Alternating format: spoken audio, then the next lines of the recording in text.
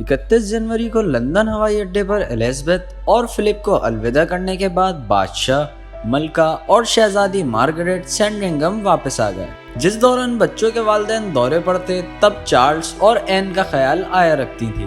करीबन 5 दिन बाद 5 फरवरी को कीनिया में 4000 मील दूर एलिजाबेथ और फिलिप ट्री टॉप्स होटल पहुंचे थे, जो एक बड़े दरख्त की शाखों में बना हुआ था।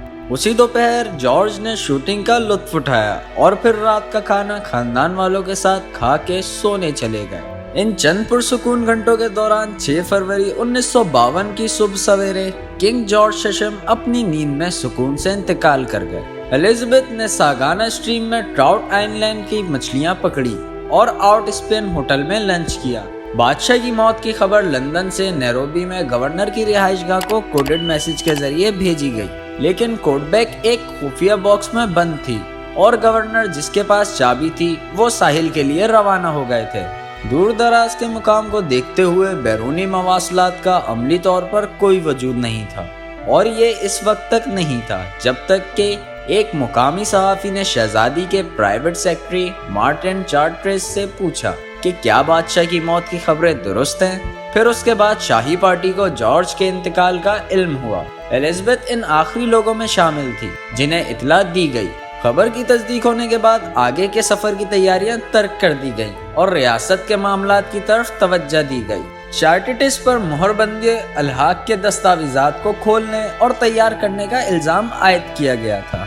जब एलिजाबेथ से पूछा गया कि किंग जॉर्ज के बाद तख्ता संभालने में आप किसका नाम लेंगी, तो फिर पुरजोश अंदाज में एलिजाबेथ ने जवाब दिया, मेरा अपना नाम, यकीनन, और क्या है। मातमी लिबास मोम्बासा से ले जाया गया, टेलीग्राम का मसवदा तैयार किया गया और इसको कीनिया के मेजबानों के साथ साथ ऑस्ट्रेलिया और न्यूजीलैंड में इसकी तवक्का करने वालों को भेजा गया और इसकी माँ और बहन को खत लिखे गए। जब रुखसती का वक्त आया तो एलिजाबेथ ने कहा, तस्वीरें ना लें। इसकी तारीखी रवानगी का मुशाहिदा करते हुए नामा निगारों ने इसकी दरख्वास्त का एहतराम किया।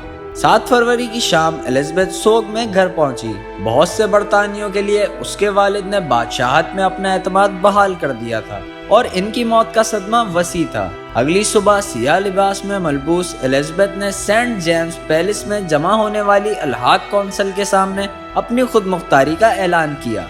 मलका का ऐलान पूरे लंदन में गूंज उठा और फिर मलका एलिजाबेथ सबसे मुखातिब हुई और ऐलान किया कि खुदा ने किंग जॉर्ज को अपने पास बुला लिया है और हमारी दुआ है कि खुदा उनकी रूह को सुकून दे।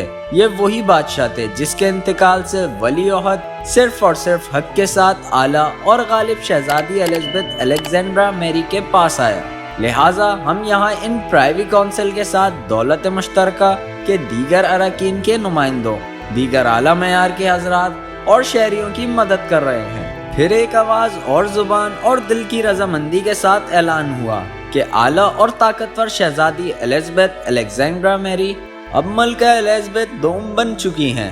खुदा से इल्तिजा करते हैं कि जिसके जरिए बादशाह और मलका हुकूमत करते हैं, शाही शहजादी एलिजाबेथ दोम को हम पर हुक्मरानी करने के लिए तवील और खुशगवार साल अता करें।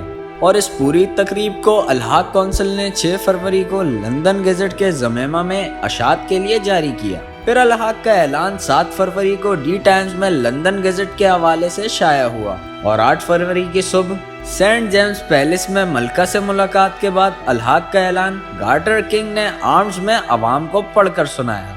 और इसी तरह एलिजाबेथ अलेक्जेंड्रा मैरी मलका एलिजाबेथ दोम बन गईं।